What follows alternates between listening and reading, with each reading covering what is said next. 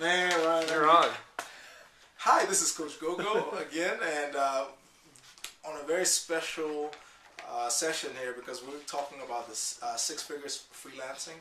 I know there are a lot of you out there who are trying to convert your skills into assets, into services, maybe even products that can earn you an income and maybe, who knows, maybe build you a fortune, right? So that's what everybody wants. But I'm here with Ryan. Ryan has been a successful freelancer for how many years is it now? It'll be 6 years on June 13th. 6 years in June 13th, so about 2.5 weeks. 2.5 weeks ago. Okay. Or I'm not always good with dates. All right. 2.5 weeks from now. 2.5 weeks from now. Okay. All right. So now here's the thing. Ryan was virtually in the six figures in his first year. Now that's not promised to everybody, unfortunately.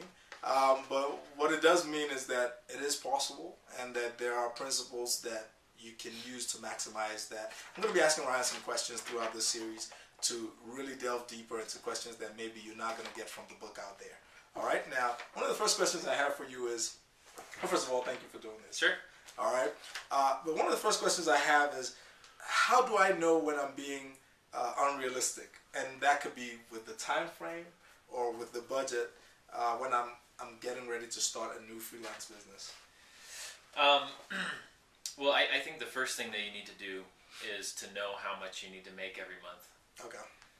To pay your bills. Okay. Okay. And if you have a spouse who's working, Mm-hmm. that's going to make your job easier. Okay. You don't have to earn quite as much to make up the difference. Now, Okay. if it's all you, it's really important Mm-hmm. to know how much you need to earn every month. Okay. And then you need to back into how much work do you think that you can reasonably do each week, and how much do you need to charge for those projects, for each week. So here was the simple math that I did. Okay. Just to give you a real life example. Okay. At the time, Mm-hmm. I was and still am the sole breadwinner in my family, Okay. and I've got kids. Mm-hmm. And at the time, I needed about $4,000 a month to pay the mortgage, to pay for my car, Mm-hmm. food, all those things. So the way I thought of it was, well, if I make $1,000 each week, Mm-hmm. that's $4,000 a month. Okay. No buffer? No, well, no. Yeah. I figured I could always use a credit card if I needed to. Okay, okay. Because the reality of Cash flow. freelancing is that cash flow is inconsistent. Mm-hmm. So you also need to be realistic in your expectation that you may not be able to do this, without at some point dipping into either a line of credit or savings or something like that. It's not fun, but it may happen.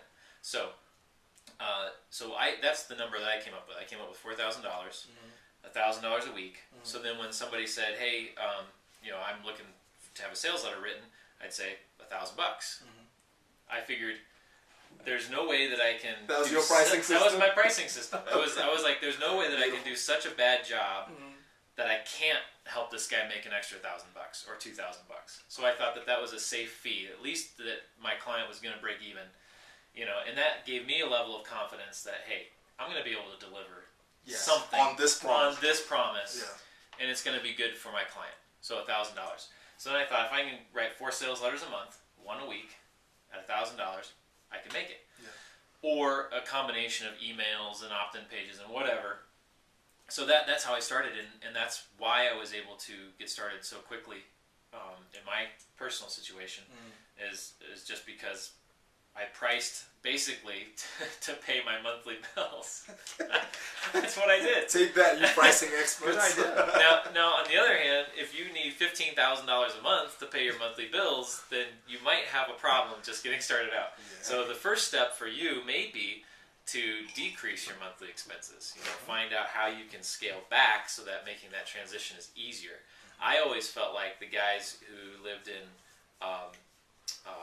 let's say the Midwest, where cost of living is lower, right? Mm-hmm. And he's got an easier time making the transition to a freelancer than a guy who lives in New York City or San Francisco. Okay. That explains some things, actually, some observations. Okay. And here where I live, it's still a relatively high cost of living, unfortunately. But I haven't been willing to move away from family. Yeah, you're living in writer's paradise right here. So why not, right? Okay. Now, the next question that's coming is, when is it a good idea to advertise a niche specialty? And when is it an overrated idea? Now, obviously, as your business coach, you know that one of the things I harped on was let's kind of figure out what niches we can talk about or talk to. So I'm kind of guilty of that. But when is it overrated? Well, there are advantages to being a generalist. There's advantages to being a specialist.